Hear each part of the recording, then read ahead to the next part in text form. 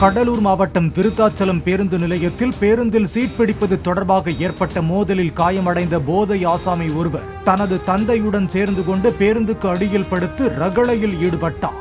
அவரை தாக்கிய நபர் தப்பி ஓடிவிட்டதாக கூறப்படும் நிலையில் முகம் மற்றும் கழுத்து பகுதியில் ரத்தம் வடிய பேருந்துக்கு அடியில் படுத்துக்கொண்டு வெளியே வர மறுத்தார். அங்கிருந்த பொதுமக்களும் போலீசாரும் நீண்ட நேரம் போராடி இருவரையும் அங்கிருந்து அப்புறப்படுத்தி மருத்துவமனைக்கு அனுப்பி வைத்தனர்.